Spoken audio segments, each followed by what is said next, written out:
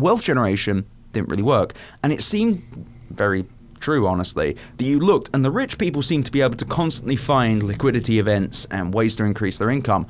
And they always seemed to be ahead of the stocks. And so people, I genuinely think, just were like, this is it. These people are saying, I'm gonna make it. I'm gonna make all this money. So they said, okay, fuck it. I'm in. I'll buy this because number go up, right? And I think every single person involved with each sale of advertising at the Super Bowl for crypto should see jail time. What up, everybody? Today's podcast is brought to you by Bird Dogs. You probably heard about these shorts and pants on other shows. They've been a popular podcast advertising company, and now I have a pair for myself, the joggers. They are delightful. Let me tell you why I love these pants. They're good for everything. They fit well, they're comfortable, and they are good for all activities. My key activity that I need pants like this for is for when I want to fly on an airplane somewhere and then have to do work and look semi-professional like once I get there. You know what I mean? Like, you want the comfort of almost like a sweatpant on the airplane, but then you look like a slob when you get off the plane and have to go straight to work. Jeans with a belt, not as comfortable if you're on a plane for a few hours, but these pants, they've got some nice little stretch to them, right? They make my legs look good, they're comfortable, and they have the freedom to wear one pair of pants to the airport, through the airport, on the airplane, and then to the press launch dinner afterwards once I get there, right? Or they're great for lounging around the house, hanging out with friends, or as just an alternative to jeans or sweatpants. They look like you actually care about your clothes, which is a good thing. And so you can check them out for yourself. They got the pants and the famous original shorts. Go to the Bird Dogs website. The link is in the podcast description. And when you enter promo code TIRE, T-I-R-E, they'll throw in a free Yeti-style tumbler with every order. Can never have enough Yeti-style tumblers. Go to the Bird Dogs website, hit the link in the description, and use code TIRE for a free Yeti-style tumbler with every order of Bird Dogs. Thank you for sponsoring today's show. We're also brought to you by our favorite dash cams, Blackview. It's the DR970X 2-channel LTE. Sooner or later, they need to name these things like the Falcon or something, because it's a combination of letters and numbers, but they do actually mean things. The new DR970X 2-channel LTE means it combines superb 4K Ultra HD image quality with simple LTE connectivity using the built-in SIM card reader, right? It's got front and rear cameras, capturing every little detail up in front in the 4K quality, while the rear camera comes with the Sony Starvis HD sensor, ensuring best clarity under any light. It's got the free app allowing you to connect to your dash cam over the cloud. You get impact notifications, you can watch the live view, and download videos directly to your phone. No physical connection needed. There's parking mode native, which means you can hardwire it to the car's fuse panel without requiring additional accessories. That way the dash cam switches to parking mode automatically when your ignition is turned off.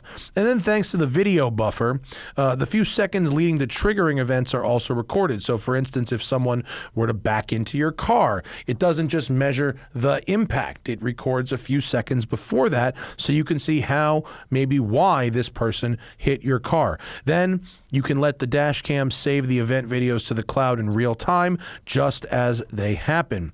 Plus, the DR970X 2-channel LTE dash cam doubles as a Wi-Fi hotspot for up to 5 devices, allowing your passengers to use the internet while on the go. Get the best 4K dash cam protection and the ultimate cloud connectivity with the DR970X 2-channel LTE. So go to blackview.com/TST. That's BLACKVUE.com/TST to learn more about the DR970X 2-channel LTE dash cam and use promo code TIRE. So go to blackview.com/TST, promo code TIRE to get 10% off any Blackview dash cam or parking mode accessory, plus free shipping for orders over $200. Also brought to you by our friends at Dylan Optics. You know those amazing sunglasses that me and Zach are wearing in every single Smoking Tire video? Those are called Dylan Optics. We have been sponsored by them for almost 13 years. It is our longest sponsor, our original sponsor, and the only sponsor we've had that has been consistent the entire time. I love their glasses, not just because of that fact. I love the glasses because they are amazing. The lens has an unbelievable double polarized technology that allows you to see incredibly clearly. It's like HD life. And also that matte finish on the outside of the lenses identifies the glasses immediately as Dylan's. They look different. People kind of notice them when you're wearing them. And they every year add more and more styles. I think when I started with Dylan, they had maybe 3 styles. There's probably 15 frame styles on there. Plus, you can customize them. There's your frame style and then your lens color. They have the matte finish lenses in black, silver, gold, blue, red, green. They're very, very cool. And by mixing and matching, you can order pretty much a unique set of glasses for you. You can even get prescription Dylan Optics, which I got some for my wife, and they are great. To order them, go to thesmokingtire.com, our website. Yes, we have a website. Go to it, and under the Partners tab, you'll see Dylan. If you click on that link to get to Dylan Optics, we will send you a free Smoking Tire t-shirt for every pair of Dylan Optics sunglasses you order. I love those glasses. They look great on big heads and small heads, aviator styles, wayfarer styles, wraparound styles. There's a bunch of different styles, and they're all awesome. So head over to thesmokingtire.com, click on the Partners tab and then that Dylan banner, and you can get yourself a pair and that free Smoking Tire t-shirt for supporting the people who support us. All right, folks, on today's podcast, Ed Zitron is in studio. This dude is a fantastic writer. I have been reading his Substack newsletter for about a year now, and he is a really, really talented analyst of Silicon Valley, crypto, banking, tech, transportation, AI. He writes about all of it from a perspective that I really enjoy. My first time meeting this dude, and he brings a wicked British dry energy to the studio. I really recommend you guys all subscribe to Where's Your Ed At, his Substack newsletter, and follow him on all the social networks because he's an excellent tweeter as well. Ed Zitron is in studio on the Smoking Tire podcast. Welcome to the Pervert's Bounty. Welcome to that's going to be the title of the fucking show. That's what's up. I love your newsletter. Thank you. It is fun and entertaining in the most depressing of ways. Yeah, that's a good summary of me too. And all the British people I know, really. Yeah. I think I found you through Niedermeyer. That makes sense. Which makes sense. Yeah, I can't remember if it was Niedermeyer or Riley Brennan that said you have to read Ed. Do you know Riley Brennan? It sounds familiar. Yeah. Now I'm going to remember exactly who it is immediately after the podcast and be like, oh, I'm a terrible person. No, that's fine. Ed sounds the most like we talk fairly regularly. He rocks. Did you just do radio with Ed like an hour ago? No, I was going to, and then the stars wouldn't align. Well, Where's Your Ed At is a great newsletter. Must subscribe. And, of course, Ed Zitron, just like it sounds, on the Twitter machine. That's right. That blue check mark is real, people. Yeah. It's not paid for. I'm actually a huge Elon fan. Actually, I did pay for Twitter Blue up until the point he came in, and then they turned it off. Wait, there was a Twitter Blue before? Yeah, there was. They just released it, and it was you could undo stuff and you could edit stuff. Oh, okay. And it worked. And then the moment he came in, he managed to break editing almost immediately. He made it so when you edit a tweet, it goes right back to the top of your feed 11 or 12 times. Oh, yeah, that's bad. It's really good. He's so great at this. And an article just came out in Semaphore as well about him, where apparently he's going to a big advertising conference next week, and McDonald's' CMO, I think it was, or one of the head advertising people was like, yeah, I'm kind of worried about how racist he seems. And then another person responded by saying, yeah, I too am worried about the racism, which said this on Twitter, little ad tech insight for you, that's not good. No, you do not want your advertisers saying, I'm worried about all the racism of the owner of the company. Yeah, that's bad. And my mate Casey was just saying before this, like, how have the bankers not just started doing banker things to him? Like, his apartment key stops working, or like cars follow him home, or like the Sauds. How have the Sauds not bonesaw moded? I feel like. Do you feel like with the Saudis, like, there's like a pride thing where they will ride that one all the way to the bottom, and then he'll just disappear one day, and you'll just never hear from him again? Yeah, everyone, I'm going to the Bermuda Triangle. Yeah, that is where I'm going. It's epic. No, he's so bad.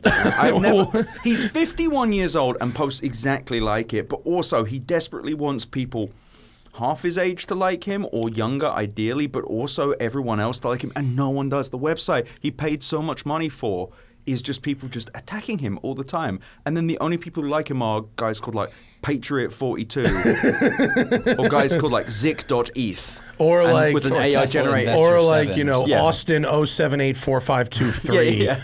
Blue verified. Yeah. Like, and his profile is just like logical, reasonable. All the people he follows have like Roman statue avatars. Those ones are always good. Yeah. And they're called like the logic genius. Well, we'll come back to that because I don't want to dive straight in with the shitting on Elon Musk, because we'll have plenty of time for that later. Right. I read all your newsletters, but how did you get to be the guy who writes the newsletter? So I got. Who the fuck is Ed? Who the fuck am I? So I run a PR firm, and I was a games journalist for about 10 years. Okay. I forget how long it was. It really should. It was. I started when I was very young. I was like 16 when I got my first freelance gig, and I worked at CVG Magazine, PC Zone, Eurogamer, a bunch of others. Then I wanted to leave England because it fucking sucks, and moved to New York. Got my first PR job. Immediately was like, this is terrible. Got good at talking to journalists, and now I have a pretty successful media relations firm. So that happened, and then I got COVID in 2020, in November 2020. A great time to get it, by the way. Perfect. Long enough that you've seen how many people die. Not got a vaccine quite yet. vaccines. Don't even have a vaccine yet. Yeah. And it's like months away. Yeah. Close enough that you're like, if I die here, it would be slightly embarrassing as well. Yeah. And so I was quarantined in another part of the house, and I had this idea that I would write a newsletter because I love writing. I'm a pretty good writer. And I just started writing a newsletter about having COVID. And then I kept doing it every day because it was like nice. And I wrote a lot, and I can write a lot quite decent, like B+ copy really fast. So I started doing it fairly regularly. And then 2021 rolls around, and I've been doing it, and I have like 400 subscribers. And I just start writing about remote work, because there's all these arse-wipes out there going, oh, yeah, well, I think people need to start going back to the office. And the reason is... you quote tweeted someone about that today, in fact. Just with the word no. Yeah.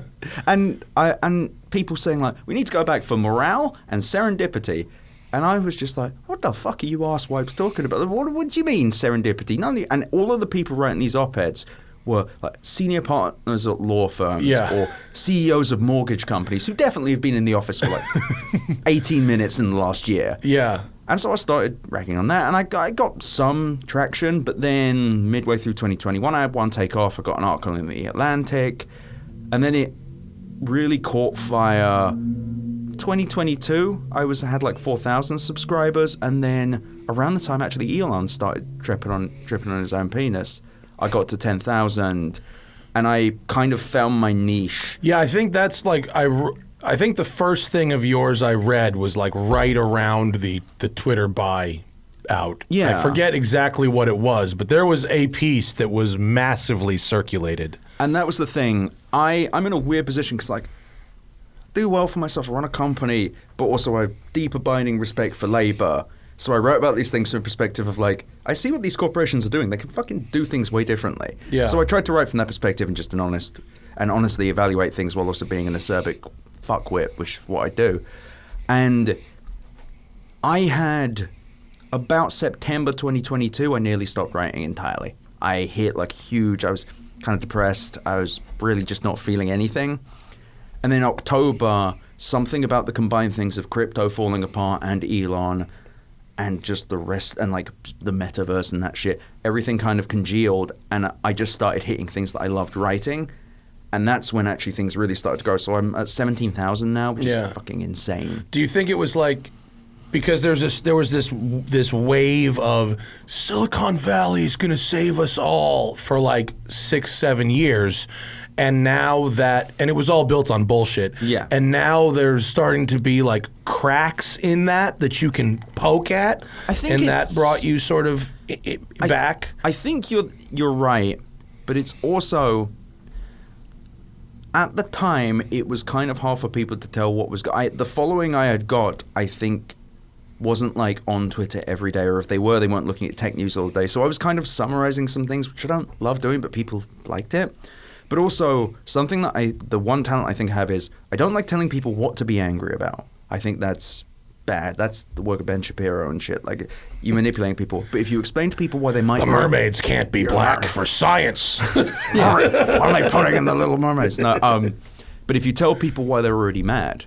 Right. That's because I never want to be like, oh no, you need to. Right. I'm stressed. I'm anxious, and I'm mad. But I'm so flooded with news that I can't focus on what to be the most mad at. And a big thing is that I'm mostly working this out for myself as I write. I have an insane process. I don't have an idea. Most times I walk up, I'm like, Elon Musk. And I just start saying how I feel, and then I'm like, oh, I got an idea. Yeah. And then by the end of 2,000 words, I've worked it out. But the thing is, do you go back and rewrite the beginning? That happens to me sometimes. I have an editor, Matt Hughes, who's an amazing guy. He's a fellow Brit. And That's helpful. And I used to not, and it wasn't that bad, but there were a few times where I like really cocked it up. But nevertheless, while I'm writing it, a large part of it is... I am actually genuinely trying to work out why I feel like shit. Because I feel like you're right. People are flooded with stuff. But you also look at guys like Elon, or look at things Elon's doing, or Mark Zuckerberg, or even Sam Bankman-Fried of FTX. You look at these guys and you say, why is this so fucking noxious? But you can't quite... It's like it's some feeling. And usually in about 1,500 words, I can work it out. Yeah. And I might be wrong. I might be right. I never try and pretend like I'm doing anything other than saying what I feel. But I feel like people like that. So it's sure. Cool. Yeah. Well, I think you did a great job. I read like your last 5 things because I just heard about you through Matt. Mm-hmm. But you just do a great job of kind of funneling all of the noise and information into something that's real concise but not too brief. And like you said, I don't get the sense that you're trying to push me in a direction. It's just like very kind of unbiased reporting, but in a way that makes it really clear, like, here is the malfeasance that happened, or here's, like, the shitty things that are going on. So I've mentioned my friend Casey Kagawa. He's a lawyer, and he talks through a lot of my ideas with me because we're very similar brains. He's also a big... Bring the mic a little closer. No, just move it to you. Yeah, hello. Yeah. Yep. No, so Casey Kagawa, my mate, we talk through a lot of ideas, and a lot of it really is both trying to work out why something's annoying, and usually he'll know, or we'll work it out together. He's been amazing with this stuff. Huge car guy as well. But that process, I think, is why people read. It's just, I'm working this out as I go. I usually come with some feeling, and also it's therapeutic. It helps. The original reason I started writing this was to get the cats in my brains to stop meowing, because writing is very therapeutic for me. It sounds wanky. I hate saying this shit. I get it. But it's like... Doing radio is therapeutic for me, so it makes sense. Yeah, I get it. And it's a way of kind of exercising my brain a bit, like just... getting the knots out and being like, why am I feeling this way? Or like, I feel a certain way. If I put this down in words, I'll probably feel better.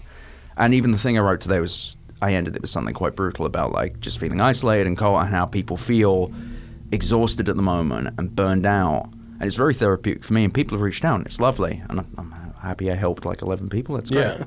But it's seriously though, it's a lonely world. The reason I subscribe to a few different newsletters, yours and a few others that I really like, are because I like people who can sort of have a certain level of expertise, or in your case, you've got your expertise of your legal friend, and then you've got, some finance stuff, some business stuff. Also, running a tech PR firm genuinely does help. Yeah, like I deal with startups all the time and venture capitalists as well. Right. So you can go, well, here's what this company did, and here's why that's bad for everybody. Yeah. And here's why we're fucking up by putting this CEO on a pedestal when the reality is actually this thing. And a better world is possible. Yeah. And a lot of times the better world doesn't necessarily mean inventing this new thing that this company or CEO is promising. No. Like there's a lot of paths to a better world, a better environment, better cities, better life that really don't require anything besides the appropriate allocation of funds and using the only new thing we need is already money have. to go a different direction. Right. And so I like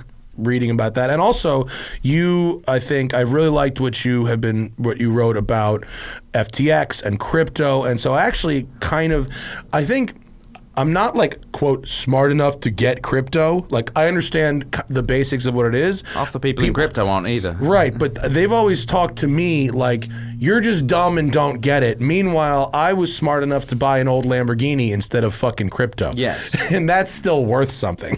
And so why is it that everybody went so hard at it and that so many doors, and this is a big question, so take it as you will, that so many doors were left open for people to be such shitbags? In crypto specifically. Yeah. So with crypto, the thing was that I think there was a thing that happened where there was I might muff up the years here, but there was like the 2015 to 2017 bull run, and everyone went, oh shit, crypto's worth $1 bazillion, and there was all these rich people now who are definitely deserving of it for some reason. And then it crashed again, and everyone went, okay, crypto's fucked. So everyone kind of did their tap dance going like, fuck this shit, it's all bad, but it's never going to come back. And then post-2020, it rushed back, and all of these journalists who should have known better went, I was wrong the whole time. No new evidence. Absolutely no technological growth here. Nothing changed. There are more side chains, but that's it. But the number go up, and all of this money keeps coming out of it, so it must be good and important. So yeah, they did that because no one really thought this could be that damaging until it very much was.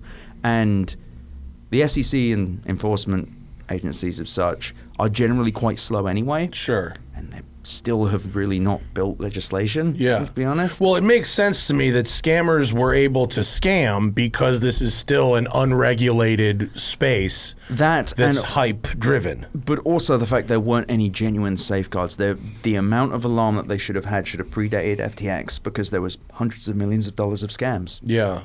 There's a whole thing called Binance Smart Chain, a whole side thing, millions of dollars of scams. In fact, I was talking to Casey about a thesis he was working on, and he said, do you know of any recent rug pulls? And I was like, I'm watching one right now. I was on Polygon. I'm a little freak. I was like, watch. I know what I'm talking about with crypto because I watched. Didn't touch, just watched. And I watched this thing called Ape Chain, of all things.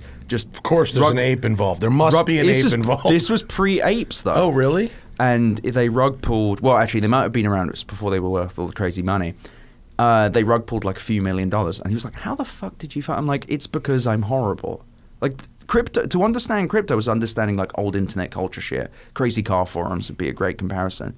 Complete fanatical psychos, except money's involved, which makes them 100 times crazier. Mm-hmm. But all of these doors were left open because no one really thought, no one could just steal $6 billion, right? No one would be that stupid. Right. But is it the anonymity of crypto combined with the flagrancy of the rug pull that allowed that? It's not even the anonymity. The anonymity allowed some scams. Yeah.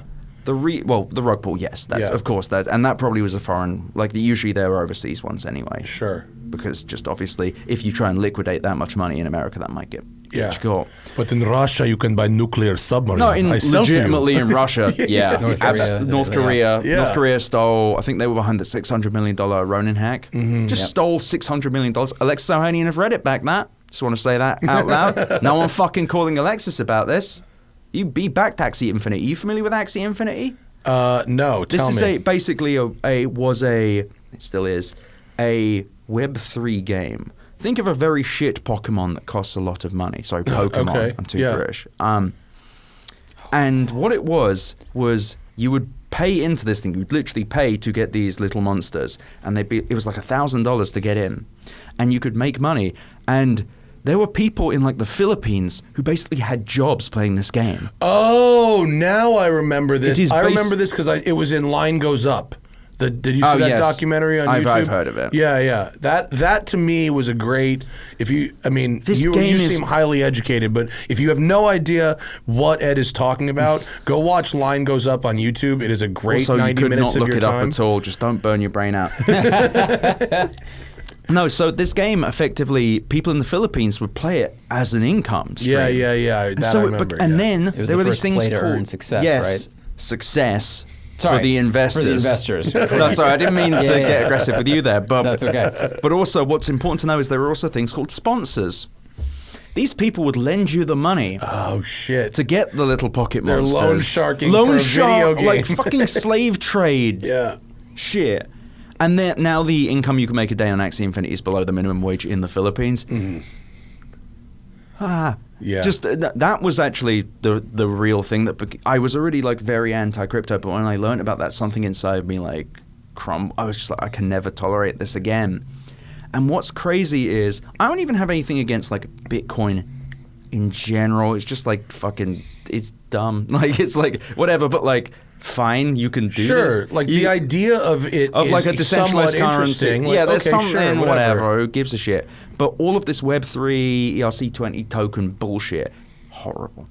But also the big thing that caused so much damage, other than the fact that FTX was a huge scam, was the fact that wealth generation, in particular in America, but really I'd argue most of the world, is so hard now. Used to be you get a college degree, you definitely get a good job, definitely be able to buy a house. You could buy a house as someone working a regular person job. Sure. Now you have to get a college degree. Which Married cost, with children. Al Bundy fucking sold shoes and they had a house that like But even then, 85% of America cannot afford right now. Al Bundy, like, really at the end of it, though, that was like maybe another decade after him that people could actually do this. So wealth generation didn't really work. And it seemed very true, honestly, that you looked and the rich people seemed to be able to constantly find liquidity events and ways to increase their income.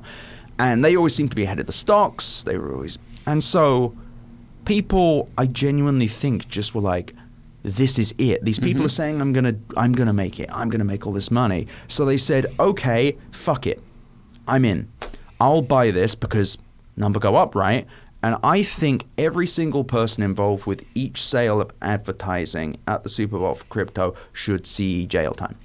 I know that's dramatic, but those people are responsible for so many regular people. Because if you bought the Super Bowl, your money just went down. It never went up. Was it you who said on Twitter? Well, you can tell me, but it was you or someone else very smart said if you had like shorted the stock of every company that advertised that wasn't me, but that is completely true. If you had shorted every stock that appeared at the Super Bowl, you'd have like $1 billion. But that's the thing. None of the people who advertised got in trouble. Right. Like, so there's some vague. There's some vague. There's some vague lawsuits. Like some of the celebrities are being like. But that's the thing is that's just like small potatoes, which is almost like a fall guy in my opinion. Yeah. And even then, they they're should not be in gonna... trouble for it because they didn't disclose. But their also, there it is, advertising. Chris Bakke, B-A-K-K-E. Don't know. If you spent $1,000 shorting the 2022 Super Bowl advertiser, you'd be a billionaire today. Yep. I don't know what Vroom is. What the hell's that? Too many fucking companies. Yeah. They advertised the Super Bowl a year ago. They should go back to calling companies just what they do. The Westside collector car exactly. storage. Yeah. I'm not.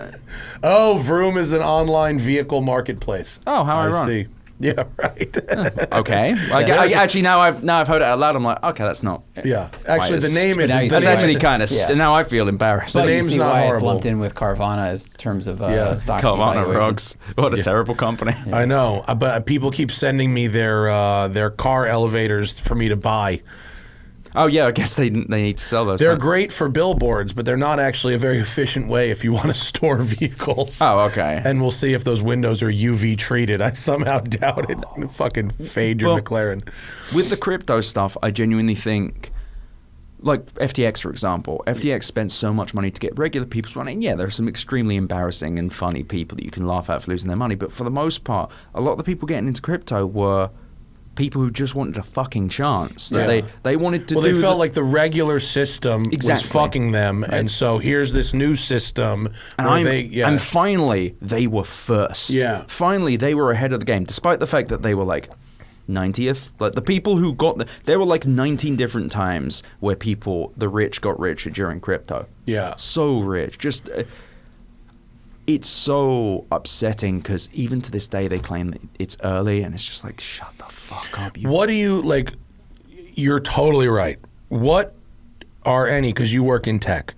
What are there potential, really genuinely useful things that crypto could be, or at least, or blockchain technology could be used for? Because when people talk to me about it, they're trying to replace systems that are pretty much just like fine.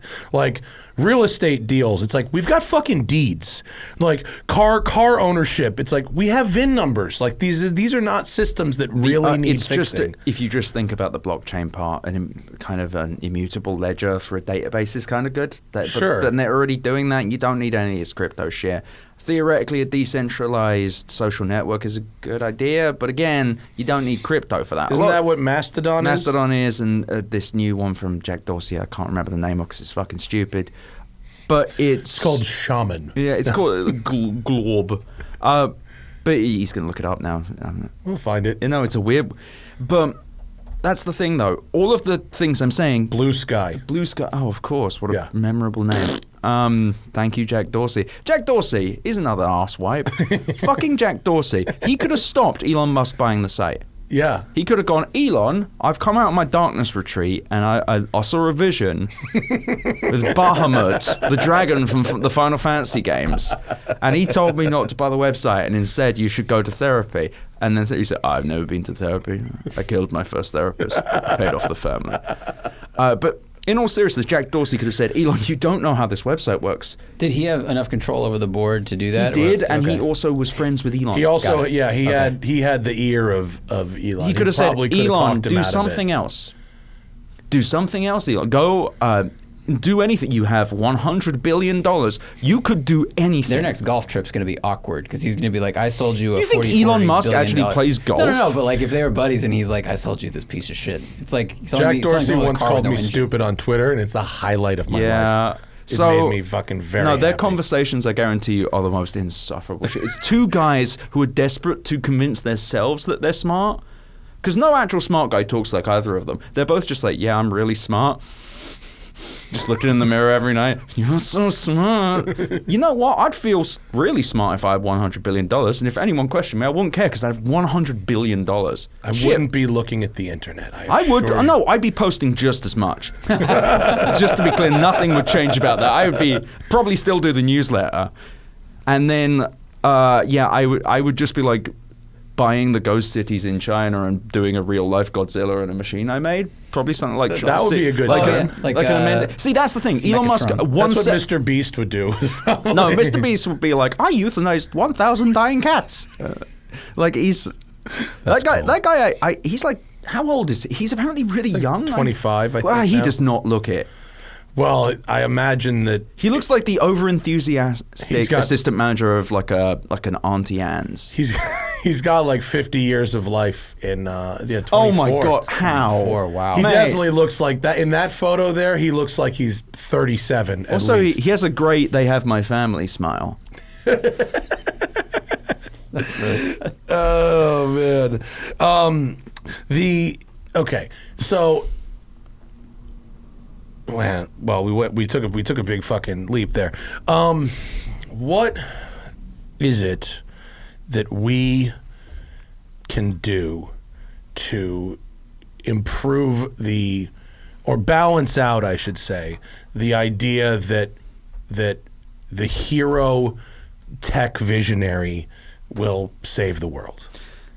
Well, the problem is that they've never had to prove they have to. Like, they've never actually had to save the world.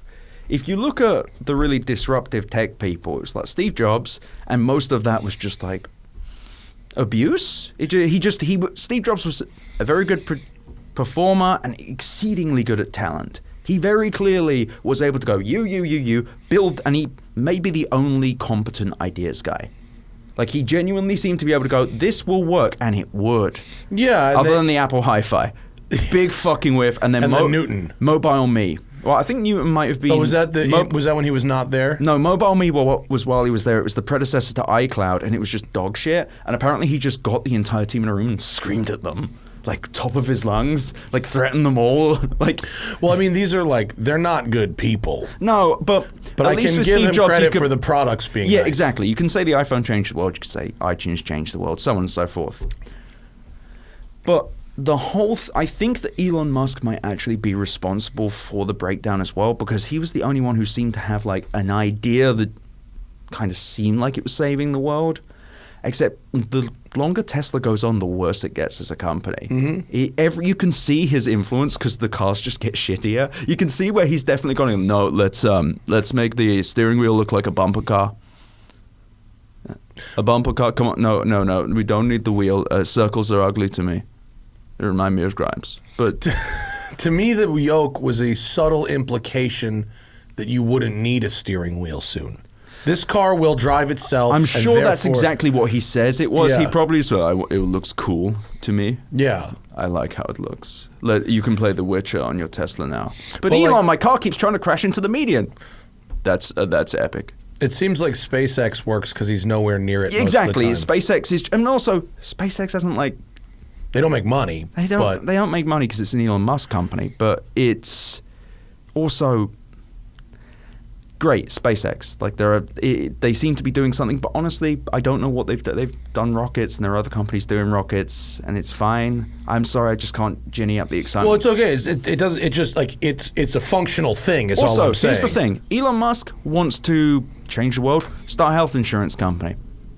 Make it a fucking effective public option. Run it as a non-profit. You want to fucking change the world, dipshit? Do that. Change America. No, he wants to fucking take the W out of the Twitter sign. I don't actually think he wants to change the world. I don't think a lot of those people want to change the world. I think they want to be rich and not rich. He wants to be respected. He wants to be a hero without actually being heroic. But I think if you look at Mark Zuckerberg as well, so used to be a tech hero, brought the world together over Facebook, but then very obvious he was curious about how data interacted. He was like, ooh, what if we start twisting people's minds a little bit and seeing if we can get more money out of them? And again, I don't think Mark Zuckerberg is the reason Facebook was as big as it was. I think the other people, Sheryl Sandberg and so on, and he found great engineers early on. Yeah, the thousands of people that work at Facebook. Because as you see his influence penetrate the site, you see it just get worse and worse and worse and worse and worse. And I think genuinely the Wet brothers, the Winklevosses, may have actually come up with the core of Facebook. And those guys are horrible. They're now crypto freaks. I hate them so much. Two identical river giants. Yeah, they're very hateable. Truly strange. Very tall. Too big. I've seen them in person. They're too large. It's not that they're fat. They just... What do they own? Do they own Genesis or? Yeah, they own a Gemini. Gemini trading platform. Two brothers also who are CEOs. And they came up with the original thing that Facebook ripped off and whatever.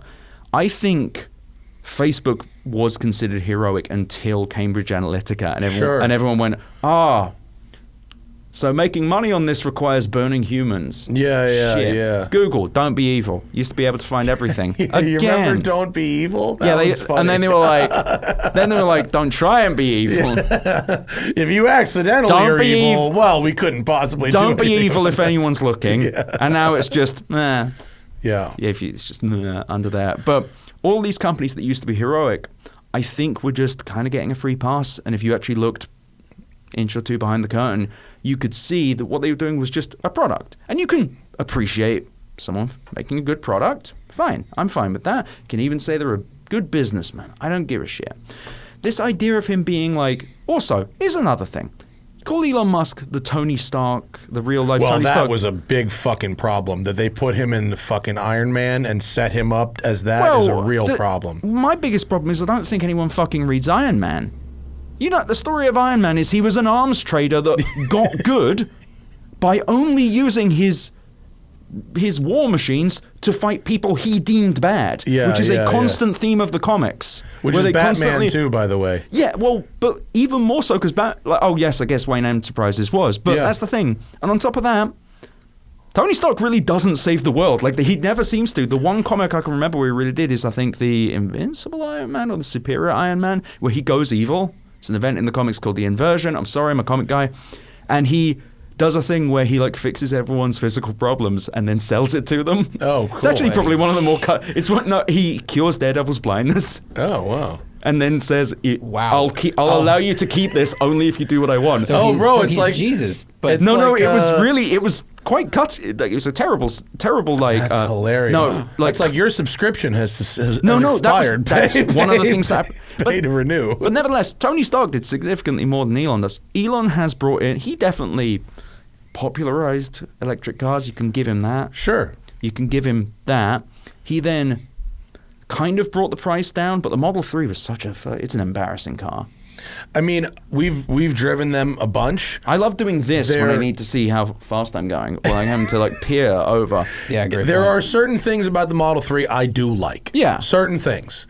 But there are other things that are But not also, great. why do I have to call a guy a hero for making a fucking car? You certainly do not. And also, he's doing rockets. Okay, so are other companies. Yeah. You want to go? I don't see all these fucking horny little freaks talking about But Lockheed is Martin. that, to go back to like the hero of Silicon Valley thing, is that because the people that run Lockheed or Boeing or whatever, those companies came about at a time where this isn't what we did, where we've transitioned out of that, and now in this Steve Jobs era and Napster and like all these things where we always focus on one person as like the point person of that company. The founder, right? It's the founder celebrity thing. And we as humans, for whatever reason, psychologically seem to love a hero, like from the Bible to the savior of Silicon Valley. You're completely right. So I think a bit of it as well is there was definitely a rags to riches, even though when you looked even for a second, definitely wasn't rags to riches. No. Emeralds. It's emeralds to riches. But that's the thing. That's the Elon Musk thing. I don't even think he made money off the emeralds. He just made money the classic way of having enough to go to, I think it was one Ivy League college, drop out because he met it was Penn. It was Peter, where I went. He went to Penn and he dropped out because he met Peter Thiel and then just made like a web directory and sold it for $100 million. Yeah. Also, he could just afford to drop out of an Ivy League school. It was fine. No one gives a fuck. He probably went and bought a house with no money.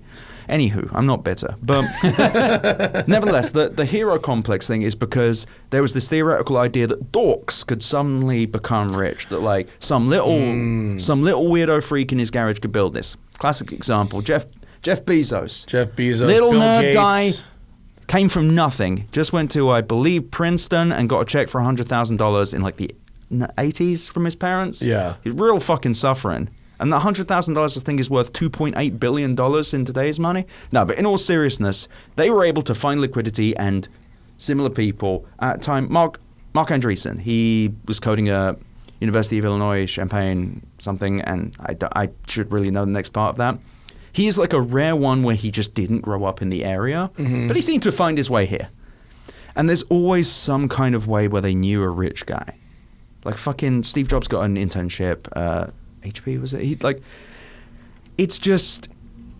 I think it's just much easier to think of these people who have got these outsized amounts of money in tech as people who earned it through the world doubted them, never thought it could happen. A white guy from the Bay Area could never make it big. But that's how it used to be. And so... Well, it's a useful story, isn't it? It's a very useful story to say, well, this guy has this much money because he's actually better than me and not because of the and then I could circumstances. theoretically do it too, but I'm not good at the computer. Right. That's why he shouldn't pay any taxes. Yes, that's genuinely... because that might be me one day. Yes. That is actually... It's not me now. That's the fabric of modern me, conservatism. That's the fabric of a lot of modern politics. Yes, exactly. But it's...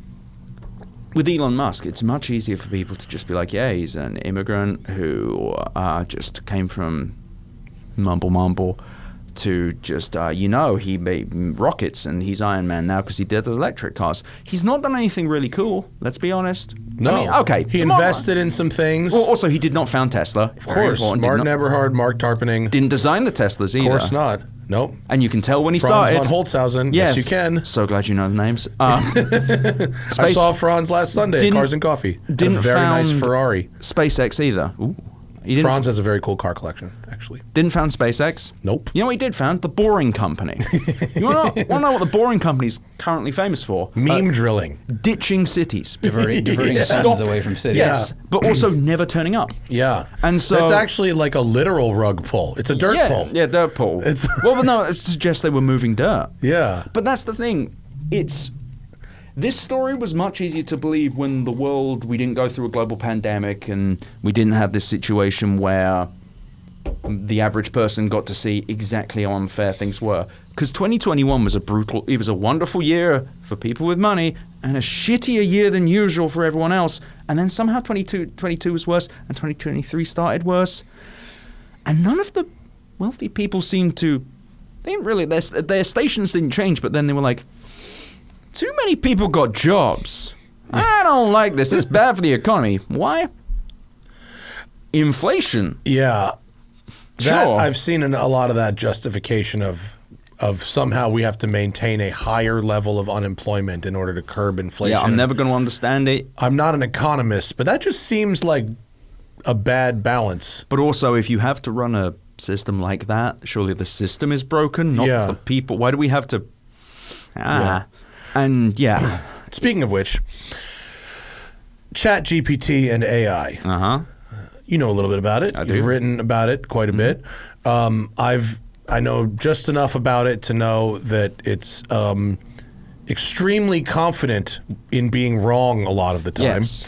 And there's been a lot of editorials about, is it going to take our jobs? Is it going to take this? Yes. Is it going to wreck the world? Is it going to fix the world?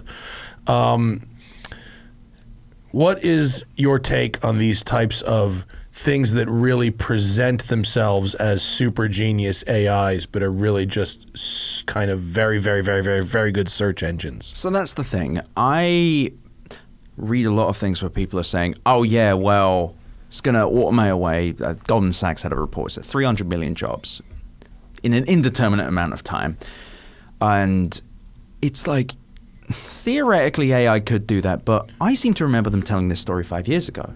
There was a whole conversational AI thing that happened, like, it's 2016 maybe.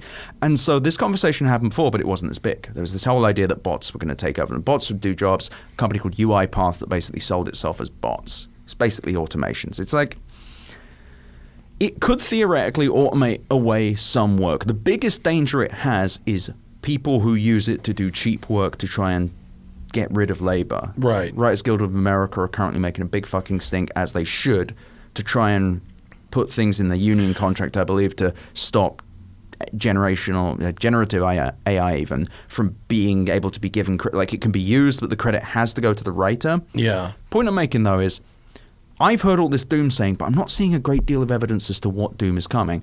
You're talking about automating away these jobs. First and foremost, have you seen how fucking slow big companies are to take on technology? Yes. Just on a very basic level. Southwest Airlines, for example. The reason their shit went to fuck recently... their software was from like the 90s, 1990. Right? Yeah. You got fucking the robot from Look Who's Talking running half the fucking company.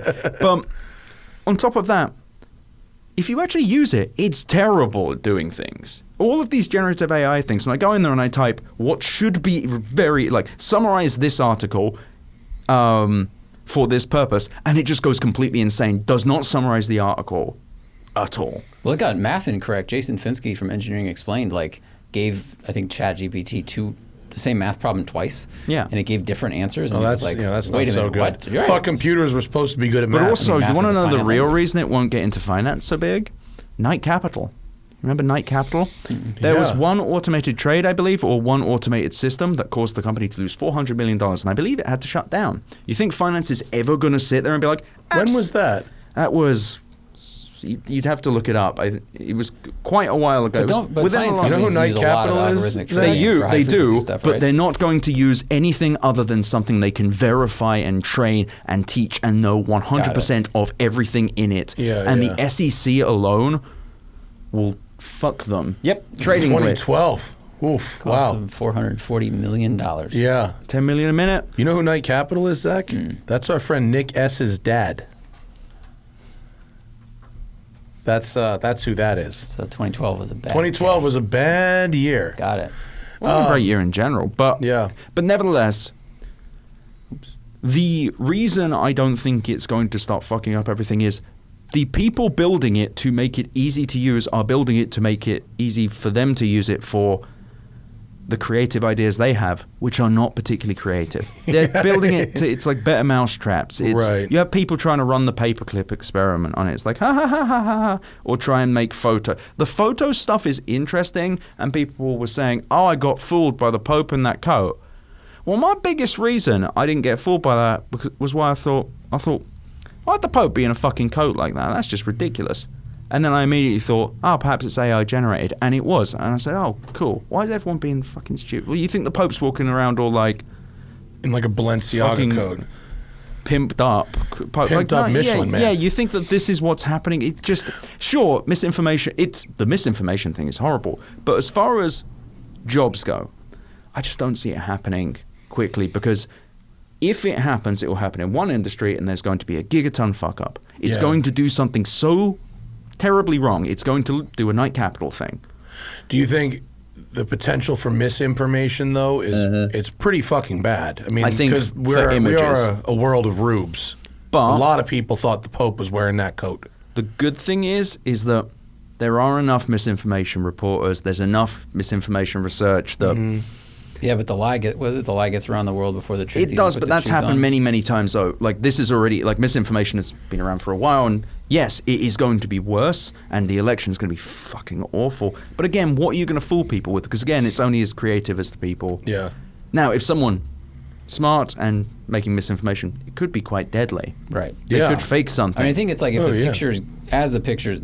going to get better. So as the realism of the photos gets better, then you can have that. I mean, the Pope one looked pretty good. That one did look pretty good. Some of the other ones I've seen look pretty good too. I mean, there's some fucking shanty ones, but I've seen some pretty good ones. But the misinformation has to have a point. It has to be pushing people in the right direction. And thus, that's where the deadliness is. And it will need to be something where someone is convinced to do something as a result. But what could that be? Like, is it going to be, Joe Biden did something behind closed doors? Like, is that going to be the inciting event? I don't know. And also, conservatives online are also kind of scared at the moment. Like, they're still passing their bullshit around, but you can kind of see them being like, this whole crazy land is not really working. Doesn't mean they're going to change any of their noxious views, but they're going to be a little bit... Maybe. They weren't expecting to get arrested on January 6th? No, they weren't. But also, they weren't expecting Donald Trump to get arrested. And also, the whole anti-abortion thing is not working for them. It is getting them in a lot of trouble. Yeah. They are not looking good on this. I think that's why they pivoted to the anti-trans and drag stuff, because they were like, oh shit, it turns out the majority of the country is okay with abortion. Yeah, and even in states that they control, there's enough people that are pissed about that. It's like there's no such thing as like a true 100%. Right. You know, even like this, to quote Sarah Kendzior, states are purple like a bruise. But nevertheless, the misinformation stuff is the only scary thing for me, really. Because people were talking about, all these jobs are going to go away. Please tell me which ones. Don't tell me which ones, because they've already got that list. And I should be clear, PR services are on this, by the way. I'm not scared because most of my jobs are relationship-based. The lowest level of garbage blogging. Yes. The blogger that is just the re-aggregator of other original content. I take that back. There will be people who write complete fucking SEO slop. Yeah. Who are going to lose jobs, and it sucks for them. Maybe that's for the best. I don't wish anyone to lose their job other than Elon, but it's... I don't think that's for the best, because the content will still exist. Like, we don't like the content. Yeah, I suppose. I'm blaming the person sucks. for... I don't want that person's paycheck to go away. But also, someone made the point to me the other day that even if it's generic, there is actually an art to writing readable generic stuff. And you read the chat GPT stuff, and they had a BuzzFeed one where it was doing quizzes, and it was like the same... I forget the exact phrase, but it was like... it was a really cliche phrase, and they used it like 15 different articles. Readers are going to notice, and clicks are going to go down from the already very low amounts they're getting right now. It's like I said, there's going to be a situation where an outlet comes out and they have generative AI write an article, and it's going to put a slur in there, and no one's going to notice, and it's going to go out, and they'll go, the AI did it. And every content publisher is going to say, I'm staying the fuck away from this, because it's not going to be a modern slur. It's going to be an old one. And someone's going to miss it. No, I'm not going to say slurs on this show. No, but I know what you mean. It's going to be something, or it's going to be so wildly wrong about something that someone is going to make it. Someone is going to get. Someone will get sued. Yes, and it's going to become a legal thing, and these companies are going to go. Because as much as they want to turn labor into a zero, As much as they don't want to pay anyone to do work ever, they also don't want to be in trouble, and there is a public perception issue as well. And also the AI is just not bloody there, and people are saying, oh, GPT-4. Fucking, it still seems fucking stupid. It's a very useful search engine. It can generate things. It's really cool if you want to like generate a list of a certain people in the industry. Like, that's cool. If you want to... I've done a thing where I had to condense something to 500 characters. That was kind of useful. It was from 700 characters that they cut out some needless words. That's kind of cool. But it's a tool. And they're saying now, the plugins are going to allow people to do things. But again, it's just a better search engine. It's just building a better front end to another company, which may be useful and may make people's jobs easier. I just don't know how you're fully automating it. Because, you've got the fucking CEOs or the managers who already don't want to do work being like, so I'm going to run these machines to do 5 other jobs? What the fuck? I'm not doing that. I didn't sign up. I didn't become a senior manager so that I could work. Yeah. I want to be here 11 hours a day. I need to be here 11 hours a day to check when people leave the office and tell my boss. Yeah, yeah. Who goes home 3 hours before me. Yeah. And I text like we're in love. The funniest thing about all of it is that, of course, King Elon has gone on the record and said we should all be afraid of AI, but not the AI in his cars. I'm actually afraid of the AI in his cars. I'm significantly. If I was a child, I'd be very scared. Dude, I ride motorcycles in Los Angeles. I'm more afraid than anybody of those cars. Those cars can't see me. And also, if you ever want a more vivid description of why people are rightfully not going to rush AI, it's Teslas. Yeah. Well, except what's weird to me about it is, and I don't know if it's all good faith. Right. But there are people who are, in theory, smart. Right. In theory. Yeah, and in theory, they're not insane. Yeah. They're tech savvy in theory. They're level-headed in theory, and they are just not seeing the massive blinding hole. And I'm not fucking that savvy, but like if one company's going, or if let's say 20 companies are going, we need LiDAR, radar, ultrasonic cameras combined, and this massive hardware suite, this massively advanced computing suite to put it all together. And one other company's going, actually, we only need cameras. We need to change the logo of the website to a doge. to a dog. And by the way, it's coming next year, and you can buy it right now for $15,000. Doesn't that it's insane. It's legal. And seeing it is completely bonkers. It is fucking crazy that it's legal. It is so insane. And it's only legal because it's not illegal, because our government is so slow to... I feel like they should be able to get a special group of people together and go, hey, we have hundreds of thousands of these cars that could just decide to ram themselves into medians or other cars because, I don't know, they were listening to Baby Shark and it told the car to kill. And we maybe should make this... Didn't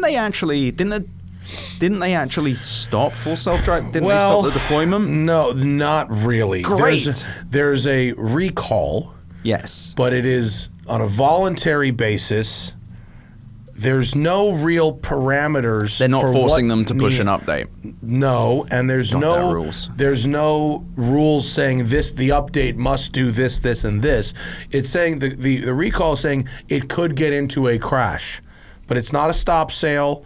It's not a fleet-wide deactivate. They should literally just deactivate. I agree. I completely agree. It's crazy. What people don't realize is if you don't do this now, when a Tesla plows into a group of people, when it plows into, I don't know, it doesn't see like a promenade by the road and just goes, what the fuck are people going to say then?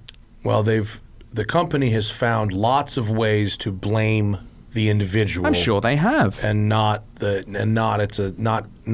that it's a systematic problem, which is very American. Which means that something really bad is going to happen, and when it does, a good amount of people. We're lucky that so far that and Ed Niedermeyer, and I think he's right on this.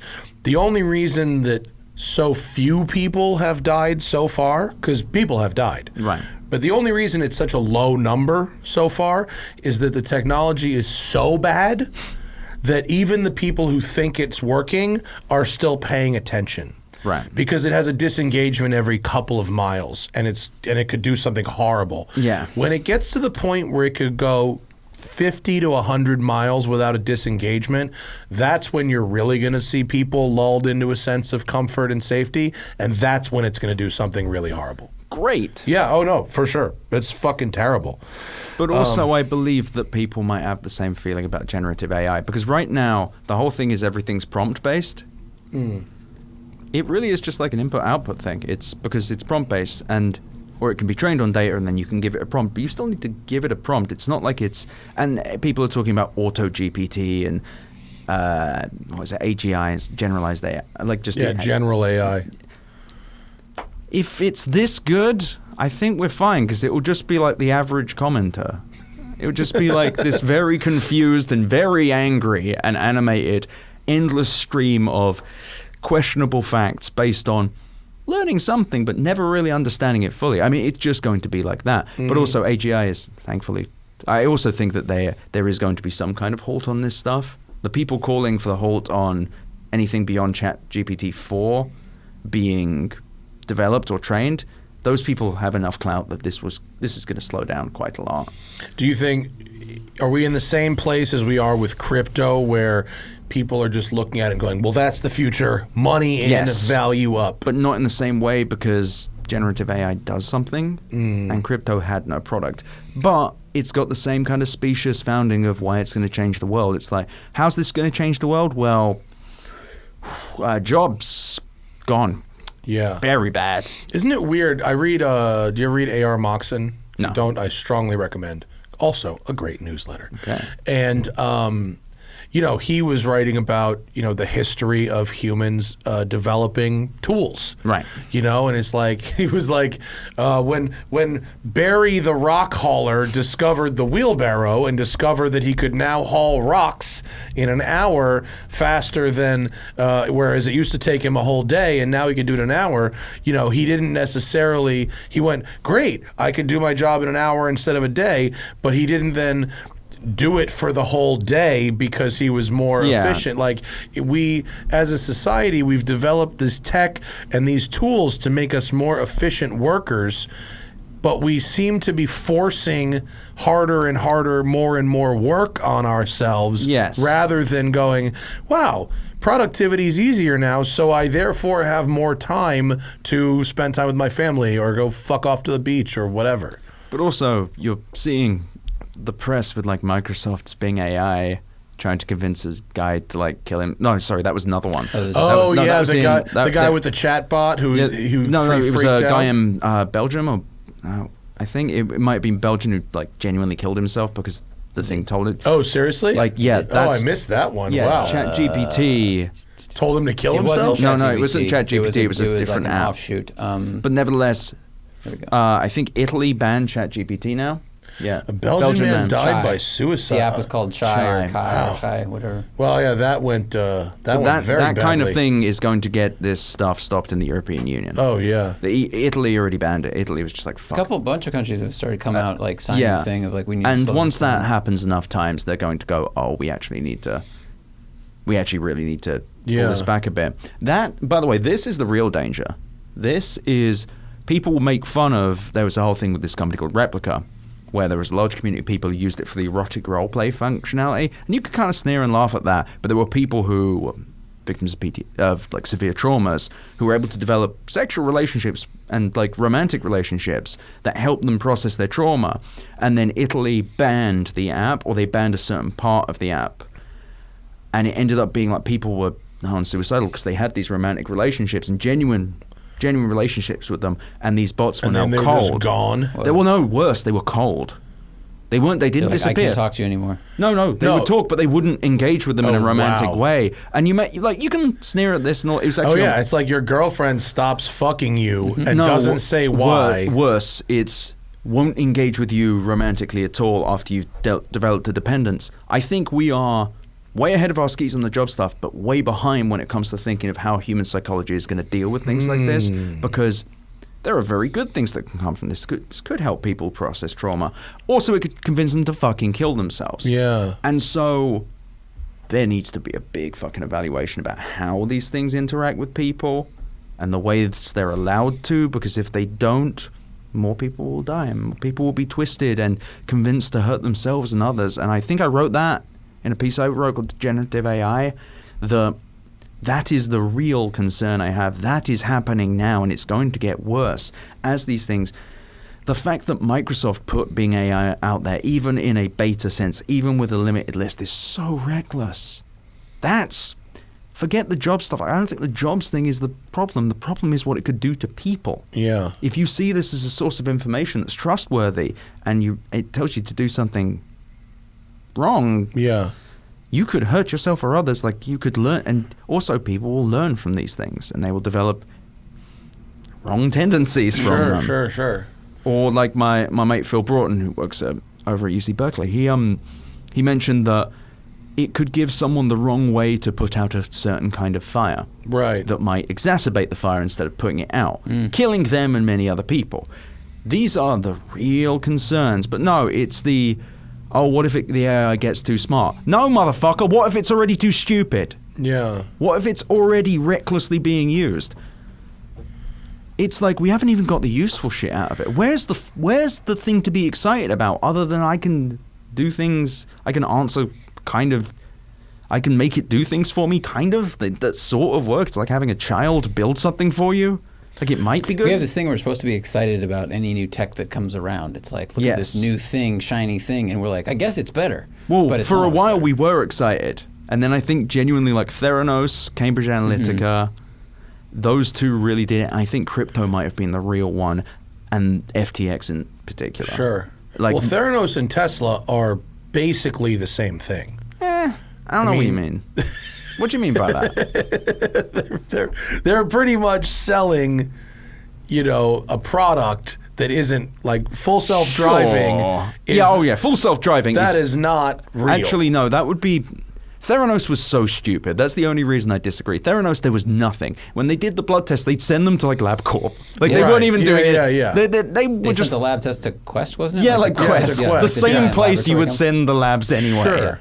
It just literally being a middleman. Henry Kissinger on their board as well. Yeah, that's hilarious. That's psycho shit. Yeah. How is he alive? I don't know. That's how you know there's no God. He's got a blood boy. For Yo, sure. yo, A fucking Cambodian blood boy. What's That's insane, how you know. That what's good insane Cambodian is blood. he sounds older than he looks. He's got to be. Is he 90? He sounds like the voice I think a dragon would have.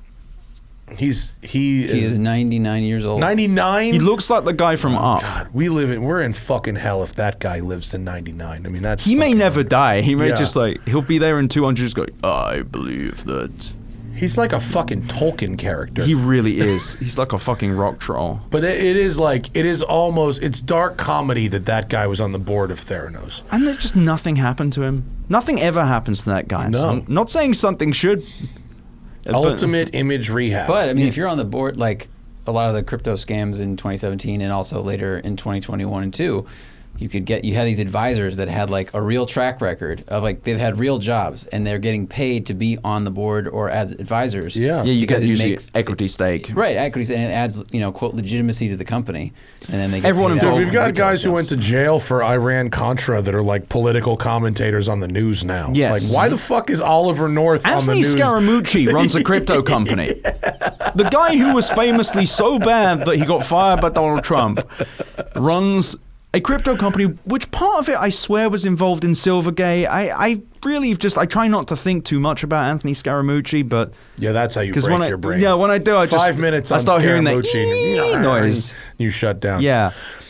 No, but I mean, they're obviously Theranos and Tesla are a little different, but with the, they're both basically selling something that isn't real. Yes, and I think I wrote about this, I think I wrote called The Rot Economy, where I think there is this massive con that tech's basically doing on the big tech level, where all they care about is growth. And all they care about is more revenue, more profit, but more revenue ideally.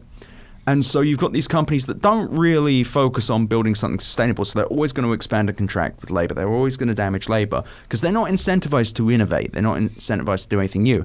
They're looking for new markets to expand into, completely crush, and take every fucking dollar out of. Uber Uber is barely anything compared to Google, though, or Amazon. Amazon is you want an evil company. Yeah. They're the fucking Amazon. worst. I mean, fuck. They basically AWS. I mean, the fact that they just created AWS alone, that is such a monopoly. Like, I have so much respect for the guy who owns the gas station on the corner right here, because they opened an Amazon warehouse over there, and 100 Ford Amazon vans go to this guy's gas station every single day. Yeah. And he now sells gas for $1.50 a gallon more than anybody else, because he's like, fuck yourself. Fuck Jeff Bezos. Yeah, man. Fuck that There's guy. another Chevron like a quarter mile up the road that I go to, but like this guy is like, yeah, I'm getting mine. Can I get the locals discount? No. But the point I was making is these companies are not incentivized by the street or even venture capital to build something cool or new or even profitable sometimes. But if it's profitable, it needs to be constantly growing in profit. Right. It's not about growing by 2% and keeping your people. It's about growing by 20% a fucking quarter and beating revenue per stock? It's fucking revenues per share. You mean? Yeah, revenues per share. There we go. Sorry, it sounded like a. Wait, what does that mean? What's revenue? It is a metric made up where how much revenue per shares issued, I believe. Oh, it's just a metric that means or like nothing. Price to earnings ratio. Whatever. It's nothing about the actual fucking validity of the business, other than people that trade at a picosecond by having an office by Wall Street. Yeah. Those are the only people who care. And it's not anything about how good the company is, how sustainable it is, because it's never about how fucking sustainable it is. It's always about, is it growing? Growth. Uber, good example of one of these companies, considering I don't believe it's ever turned a profit other than one quarter where it like sold a company. Yeah. They're like, hey, profit. Yeah. And even Uber tried to get into. Even they had the sense to get out of autonomous vehicle development after they killed somebody. After they killed someone, but they were like, well, we've already got a lot of lawsuits and we don't make any money. Yeah. So we need to just no. But this is one of the big problems in tech, because venture does not.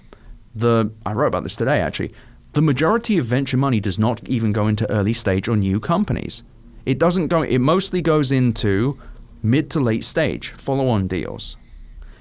So the smallest amount goes to seed stage, so new companies, theoretically big ideas. The next smallest, which is the other like 30% of how much was actually invested, is Series A and Series B, so secondary or tertiary stage companies. So I think even Series B should not get anywhere near as amount, because really after that point you should have got to revenue stage. The majority goes to existing, probably successful enough companies, or companies that VCs decide should keep existing. Again, nothing about the validity of the company. And so you've got this thing where the economy that's building tech companies is incentivizing for growth and dollar multipliers.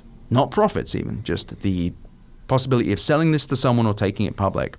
And the public tech companies are not incentivized to be sustainable, to not lay off people and hire people and lay off people. This constant bullshit. Was that a symptom of the easy money that was everywhere in the last 10 years with low interest rates? Like, nah, you can't exist. Okay. Well, I take it back. Yes, for that. That's how venture funds increased the amount they could invest, but it didn't stop where they invest. It didn't change their fucking investment thesis, other than they took bigger, stupider risk with crypto companies. Mm-hmm.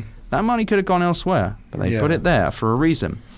The reason that the big tech companies do it is because the street incentivizes it. The street could step back and go, fuck this. No, you're not profitable. I'm not touching a company that isn't profitable. But you go on CNBC and you see companies that make $0. Roblox. They lose money constantly. CNBC's like, but they beat estimates. It's like, who fucking cares? This company burns money. They've never made money.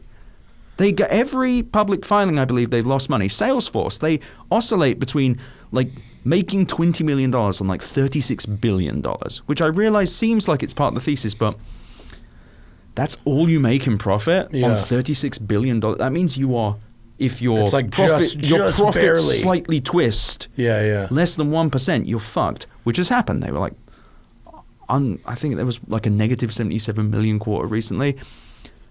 And yet Mark Benioff is hailed as this genius business guy. And it's like, his company actually was pretty stable for a long time.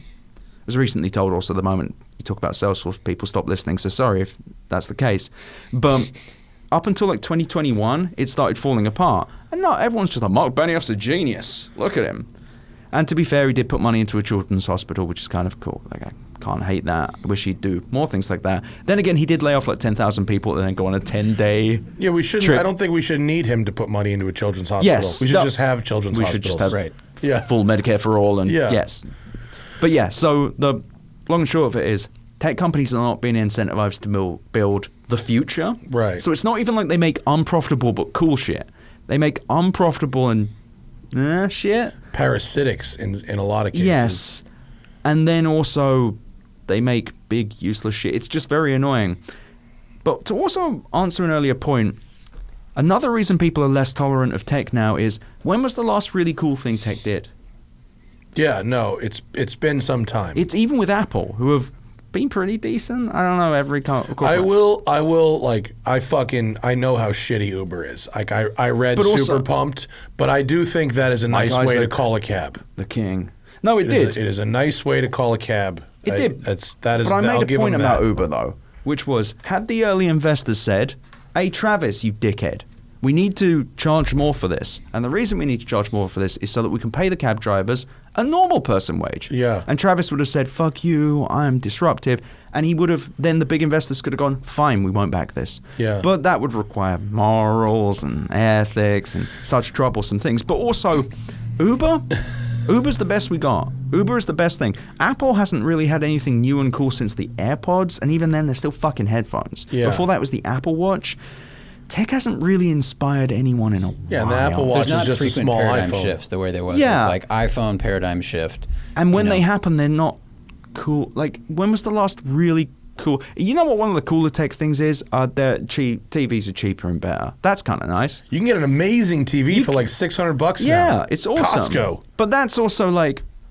But we've one's- also had TV for a No long one's time. going to be That's grateful for incremental that, though. improvements, Yeah, right? no one's like, "Oh, thank you, TV TV companies." I like mainstream electric cars. Yeah. I do. They're imperfect, but I like them. And that's and I the thing; like- it's still a car. Yeah. No, It's not- it's not. We're not flying around. It's not like when we got the iPhone. I like e-bikes. They're still a bike, but they're actually, fucking sweet. ebooks, great example. I realize there are numerous issues with them, but the Kindle, that was a big deal. The iPhone, obviously. Let's think. Shit, because it really has been a while. Yeah. But also when you think, oh, the cool things like Dropbox. I know it sounds weird, but yeah, being able to link a file and share it out. Yeah, sharing file sharing for That's sure. a big deal. Twitter. And now, well, look at it. It's better than ever. Yeah. But that's the thing. It's like, what has tech done for us? Not as obvious. What has tech done to us? Extremely obvious. Right. Right. And so we're well aware of the consequences of technology now, except we don't have any shiny objects to make us go, but you know it's worth it. Yeah. It's totally fine because tech has done... In fact, you can point to many things that I've written before that have got worse. Sure. Google sucks now. You've got like 100 sponsored results. You're just talking about in terms of the effectiveness of the product, not even like the societal implications. Oh, yeah, just not very like, basic. Not like teenage Because girls most- are more depressed because of Instagram, like I also don't think most people think or in those terms. 41-year-old men. That's why I have no mirrors in my house. But it's... The thing is, that I think more people... The teenage girl things with Instagram fucking evil. Like, it's so horrible. Yeah. I mean, but that is a societal problem. But even Instagram sucks. Instagram, you go on Instagram now. Yeah. Oh, I'm going to look at 3 or 4 ads for weightlifting things for me for some reason. And then, like, cat toys. Very troubling, to quote Elon Musk, concerning series of ads there. But I'll look into this. Yeah, looking into it while thinking of something else. But I have to go like 3 things down, and then it's like a photo from 3 days ago from someone else. Yeah, Instagram doesn't even offer me the option of only seeing people I follow. But Right, that would be Instagram's nice. like that. Facebook's like that. Yeah. Google, bunch of sponsored results. You go on Amazon now, and it's... John Herman, New York Mag, wrote this very well. But it's a bunch of like weird Chinese brands called like Ambulax, Golthior. Saw a dog gate on there called Cumbor the They other have day. really fun brand names. I really like. but that's we get the the thing. advertising pitches You get like for all 6 this or garbage. 7 different fucking things that are sponsored. Yeah. And you're like, everything has 5 stars. Yeah. Every single product has Yeah, 5 stars. yeah. Like a fucking thing that accidentally shoots you with a gun every Yeah. 2 minutes. Still 5 stars. Love this. Because they have a weird thing where they like will buy reviews. It's very Yeah. weird. But like, the average person's interaction with tech is kind of shit now.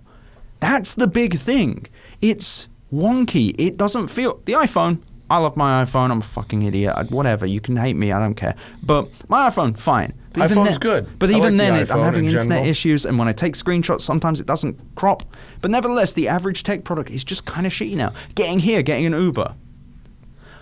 It took me like 18 goes because guys would there were 3 or 4 people who just never moved and never responded. I've had trouble recently with the rideshare Which is like- apps for sure. And okay, we have problems with Uber, but basic functionality here. Most people's interaction with these things kind of stinks. It's sometimes you just get banned from Instagram, and there's no customer support unless you pay now. Yeah, the lack of availability of customer service in terms For of social media products that have billions of users, it's fucking insane. Yeah. But that's the thing. I just think the average person sees tech now and like, this is part of my life, and I will treat it like another part of my life, which means I'm annoyed at it. Yeah. And I'm going to hold it to a higher standard. And it's not impressive anymore. It's not getting even incrementally better. Yeah. It feels like things are getting worse. Sure. Well, in terms of like Twitter, it's happening like at a pace that is unbelievable. Well, Twitter's wonderful because you're getting to see for the first time in history a smart guy with a gun to his head saying, "Show me how smart you are, dickhead. Show me how good you are at business." Yeah. Except he's like, what if I put the Doge on the top? No. What? Yeah. This is still broken. He's like, no, it's fine. It's actually very epic. And he's so bad at business as well. It's very obvious he never worked. There's no way to remove all the verified check marks. He has no idea how to do it. That was was so good. Hilarious. That was so good because it was so obvious that the dangling threat to try to make everybody go to buy his shit, only for the deadline to pass and them to be like, actually, we can't. Well, they have no idea how to remove it because they fired most of the company. Well, and you know that the verification process before was a highly imperfect system. Yes, I agree. I was verified. I was too, yeah. but it was a highly imperfect system, and there were people who should have been verified that weren't. Maybe some people that were verified that shouldn't have been. Right. And there should have been a very straightforward application process for being verified. It should have been verified for everybody who gave a government-issued ID. Yeah. It should have been that fucking simple. Yeah. I liked having my special check mark. Occasionally, someone would be like, I'd be able to talk to a celebrity because of it. It'd be fun. But also, who cares? Everyone should... But the point of it was to be a verified human. Yes. Nothing more, nothing less. is Which really seems more important than or ever the in official last account couple of a Yes. news Bot outlet farms, or yeah. a business. Like that. Which was that his excuse. Bots Right. were his fucking excuse. Oh, the irony. Also, Man who uses bots rails against bots. But also, like, he didn't really understand anything. It's so obvious he doesn't. There was a picture of him in Twitter's office at like 1 a.m.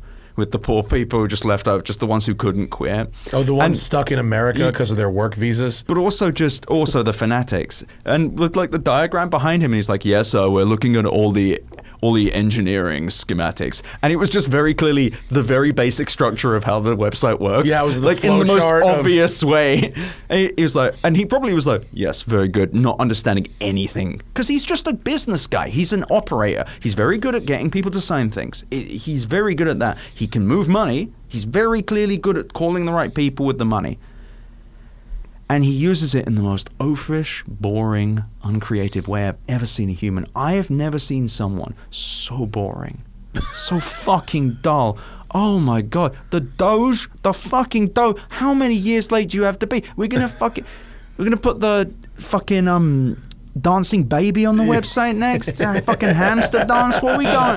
Forgot about the dancing baby. No, exactly. Like, are we going to go back to like the email logo? That Yeah. might be funny. You want to put the email logo up there? There's a free one. Elon, have a go. That'll be fun. The whatever Davey bit my finger or whatever. Charlie bit my my fucking finger. loved living in America with that shit coming. Fucking hell, every fucking... Anywho, but that's the thing. None of his choices have worked. Yeah. Not a single decision he's made.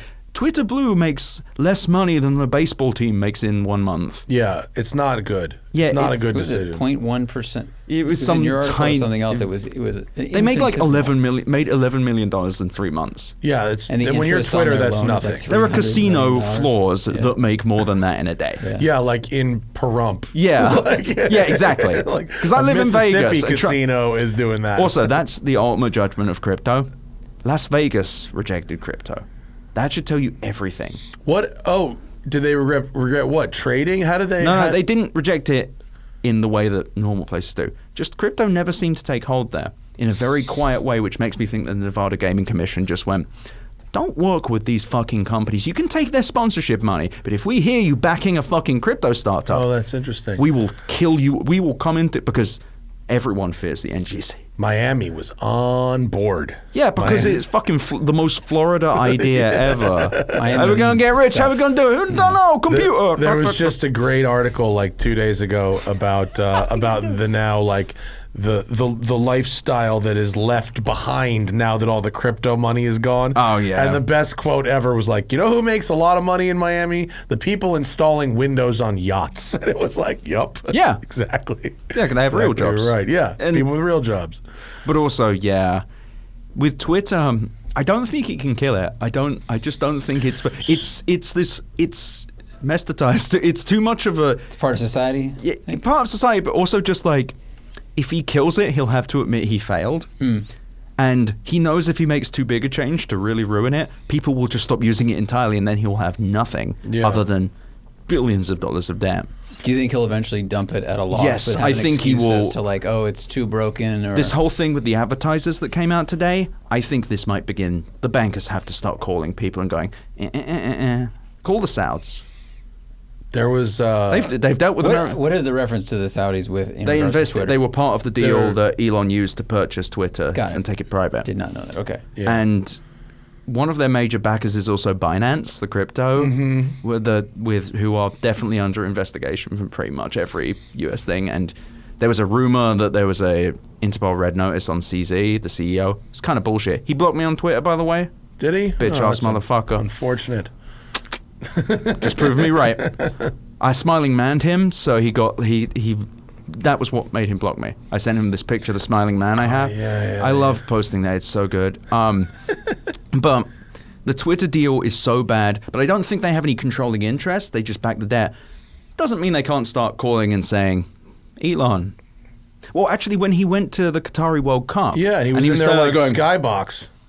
He's Yeah. frowning next to Jared Kushner. But I think that was because the Saudis just went, not giving you any more fucking money. We don't give a shit.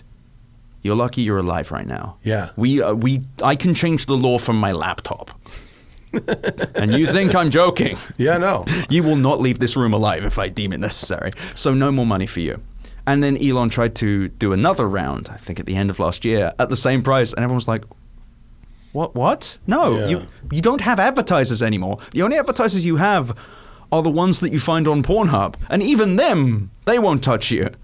And now you've got major CMOs being quoted, and it's funny because it's like a private email chain, but I know some PR statements. This was an email chain that was written in private. Right. And then BCC'd to their fucking PR teams to leak. This was, I think it's, I know it was McDonald's, it might have been like Kellogg or Colgate or someone like that.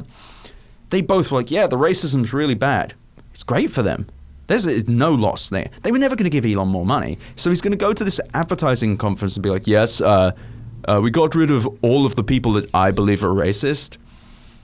He's going to say something like that, and they're all just going to, no more money. No more money for you, Mr. Musk. You need to, and because he's not going to make enough money on subscriptions. It just isn't possible. No, it's not going to happen. It does not work. It will not. Nobody that's adding value to the site is going to give him any But money. also, it's very hard to convince people to pay for something that's free. Of course. And those features need to be really, really, really, really, really, really good. And there's no way. So the only thing you can sell on Twitter is reach, which is very difficult to sell. It's the reason Disney had to get away from the fast track system, Disneyland even, because if everyone can buy a fast pass, nobody. It's just slow and slower. Well, that way, and so it's like okay, and also.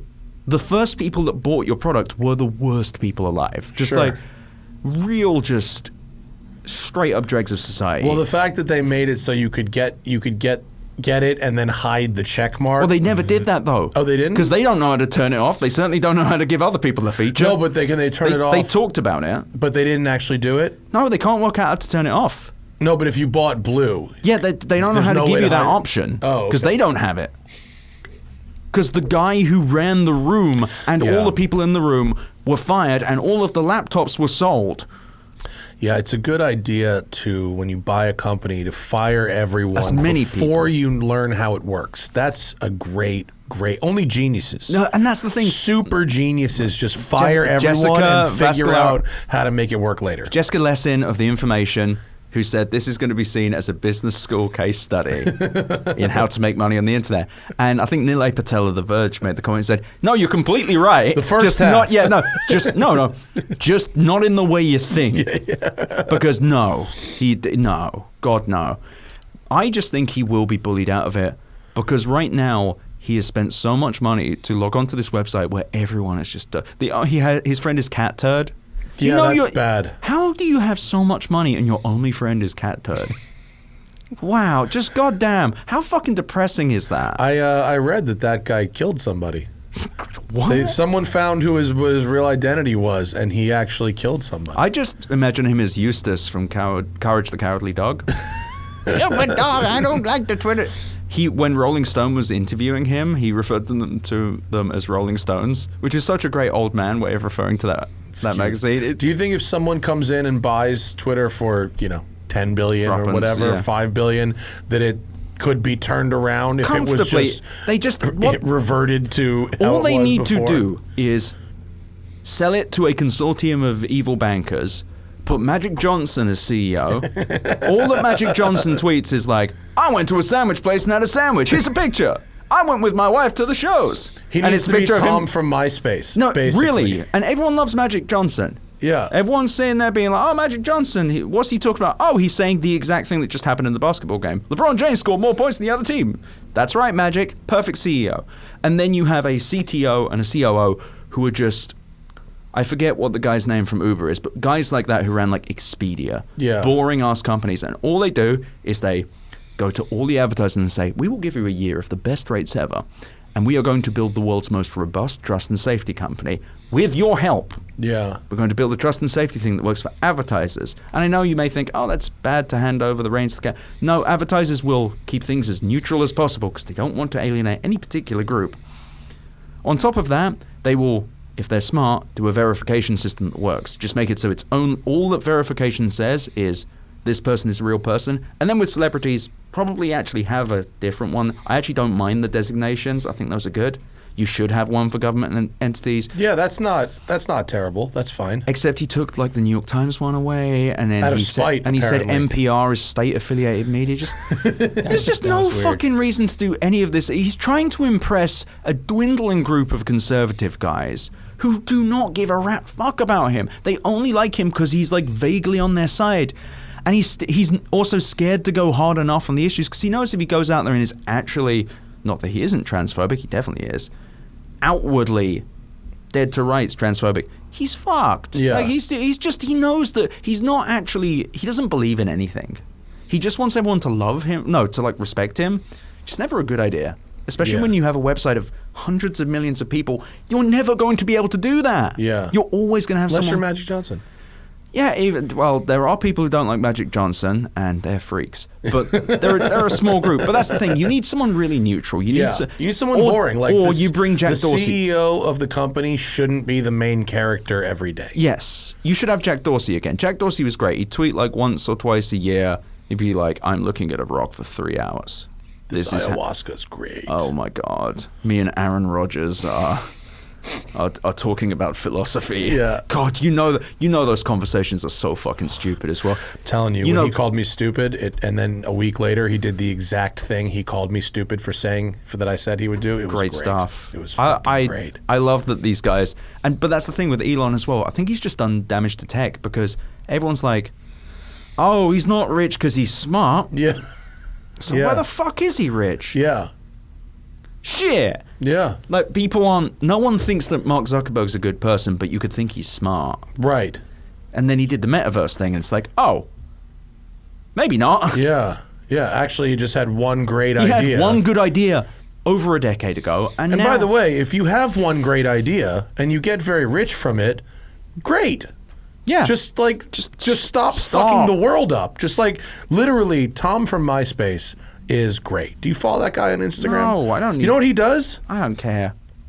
Exactly. I mean, literally, exactly. What does he do? He became a very good photographer. Okay, that's He fine. travels around the world. Okay, that's solid. I love that. And takes like great landscape photos. See, I respect and puts that. them on Instagram. I don't believe someone should have $300 million as a very basic thing. But if if you're you going did- to, at least live a pleasant life. Yeah. At least Fuck don't off. be Go like take JK pictures of fucking islands, whatever. JK fucking Rowling, fucking scumbag, transphobe piece of shit. Yeah. Fucking bastard.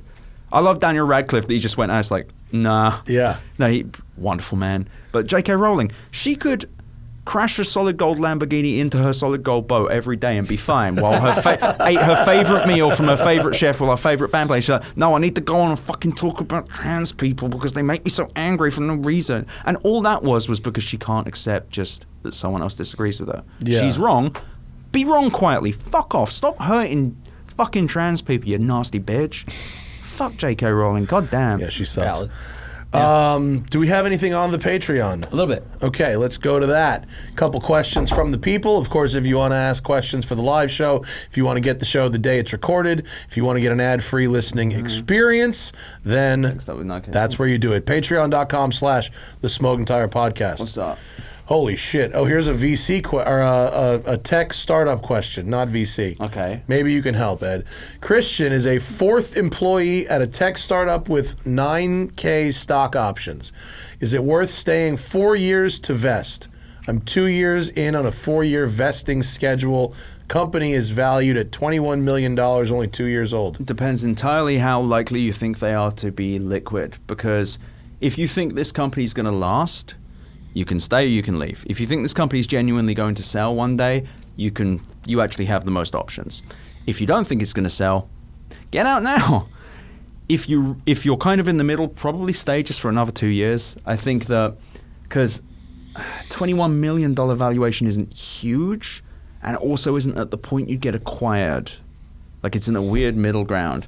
A lot of that will also come down to when their latest funding round was, because if they funded in 2021, I'd be very worried. 2021 funding rounds were bonkers. Yeah, 2 years old. That would be. It could be end of 2020. But it depends when the funding round happened. Oh, okay. If it happened in 2021, the valuation would be higher. Oh, okay. Which could be problematic. Massively overinflated. And if it's 21 million and it was in 2021, it's probably like 10 million. Sorry if this is bad news to you, Christian. Well, okay. Then if it's bad news, the answer is no. Get the fuck out. Yeah. Right. All right. Interesting. Chris Navio has a long question, and we covered the first half of it already. I will jump to the end. To be truly innovative, is it beneficial to be a privately held company?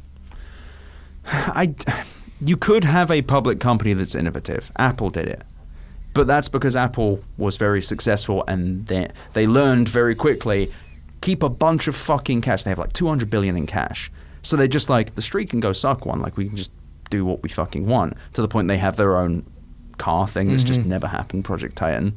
Oh, yeah. That became some other things. Yeah, barely. But I think, yes, private you're more likely to, but the older the company is, the harder it's going to be to stay private and stay innovative, because you need, unless you are very good at revenue generating.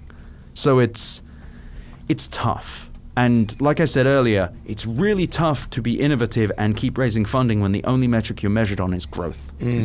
So the real problem is where the funding is coming from and how much faith those people have, either in humanity or how much you're going to grow. It sucks. I mean, that's like a large systemic problem we have. Yes, it's it's a this huge need for one. constant growth, GDP Exactly. growth. That's the right It's like economy, it's that Wall Street-based finance versus like what we had in the 50s, where it was like build a company, employ people, have them all buy houses, and I just have think retirement plans. Yes, because there wasn't the stock market wasn't a millisecond operation. Yeah. Not saying it was good, but you know what I mean.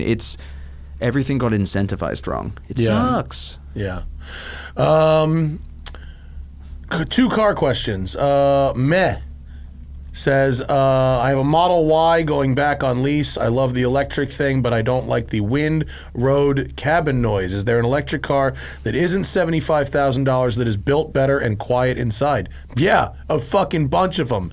I have a Ford Mach-E. It is built better and quiet inside. I was in one the other day. It's quite nice. It is a very nice vehicle. I very much like mine, and it was $53,000 before tax credits. It's not bad. I'm driving right now the Volvo XC40 Recharge, which is a very nice vehicle. Is that completely electric? It is.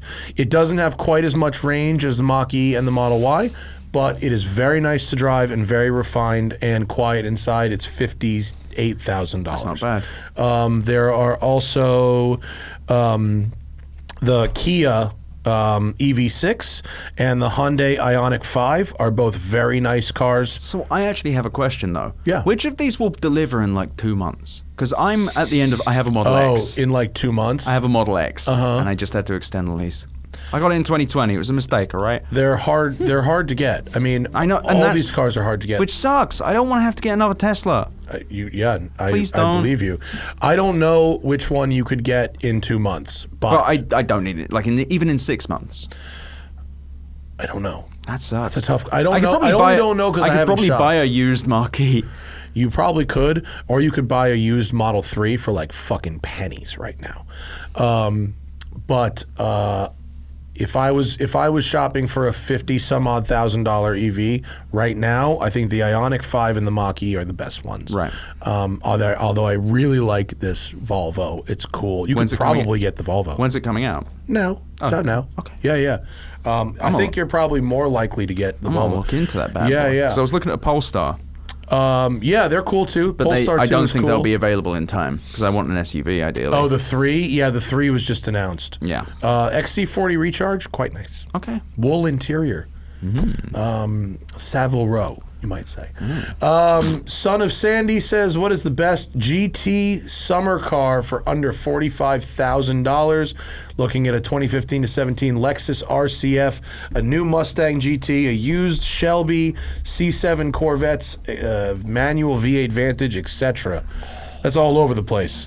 Used exotic, brand new Mustangs, lightly used Corvettes. I don't know much about cars, so most of this just looks like my cat got on the keyboard. I mean, best is such a subjective term. It's like, what do you want to do with it, and how much money do you want to spend fixing it, or how much time do you want to spend fixing it? Yeah, and like we're not talking about transportation. We're talking about something you're going to have an emotional connection with, driving for fun. So what kind of fun do you want to have? There's muscle car fun is great. Like muscle car fun. What is a summer car? Do you just buy a car for a summer? No, but like if you live in, Michigan, for example. Oh, so you only take it out in the summer. Yeah, They put salt on I the barely roads, all drive, that shit. so. Yeah. I mean, good balance of fun and durability. Corvettes, hard to go wrong with Corvettes. Yeah. They're kind of made of Legos, but they're reliable and durable in terms of like maintenance and service, and they're practical because they have a big trunk and they're comfortable. Like a C7 versus a Mustang GT for the same money, I'd go C7. I'd probably get the Corvette. It's better. It's just a better car. It's going to handle a little bit better. I mean, a Vantage though is awesome, but I don't know if you can get a manual V8 Vantage for $45K. That's kind of nice. I mean, that's special. Like, you will not see one. Although that one might be not a great one. That's a pretty low quality V8 I think you gotta Vantage. go to like 55 to 80 for a really good one. Yeah. But I mean, you can special. get a really nice Porsche Cayman or Boxster for $45,000. You could get a 996 or a 997 convertible for $45,000. Cabs are cheaper. Are GT350s really that cheap? Used one with miles on it, sure. Wow. Yeah, they're fun too. Engine warranty. Yeah, they're fun too. You know what you could get? A Camaro Z28, 2015, 16. Our friend Thaddeus was looking at those, and 35 to 40 gets you a pretty nice one. Ooh, they're that's good. a special car. Or ZL1, they're good. I would get that over a GT350. Cannot drive a stick. I tried to. What? And then when With that accent? I have a coordinational disability, so I was trying to do it, and I looked down at the pedal, and the instructor said, "Stop! Promise me you'll never drive manual again." And I never did. He was an instructor in Aberystwyth, Wales. Oh, wow.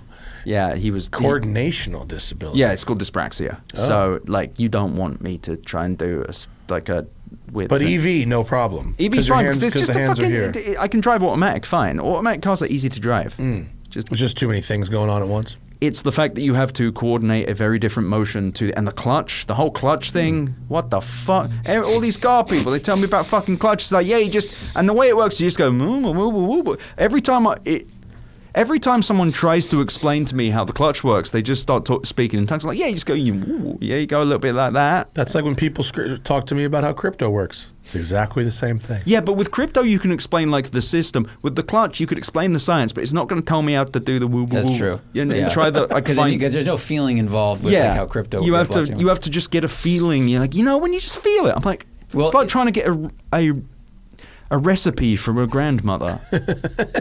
Yeah. How many tomatoes do you need? The right amount. Yeah, just use the right amount. Saw this TikTok the other day, and it was just like, she's like, oh yeah, so grandmother, how do I do this?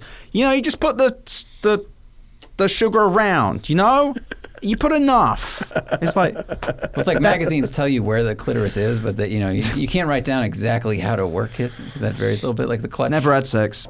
I literally went to a cooking school in Italy for my honeymoon. That's where you found it. It's more difficult than having a manual, by the way. It was and they would give us the recipes and then they would make it for you and you'd follow along. And I noted to the American guide, like, yo, this recipe says use this many eggs, and she just put twice that many. And she goes, oh yeah, they don't want you to be able to make it as good when you get home. It's like the show Burn Notice doesn't teach you how to really make a bomb. Make sure you watch carefully. And they don't trust you with this information. Yeah, I watched very carefully and then scribbled out half the book and wrote the. And some Italian guy's like, you get fucking White Lotus. Thanks for coming in, dude. My pleasure. This was very educational. I love your newsletter, Ed Zitron's. Where's your Ed at?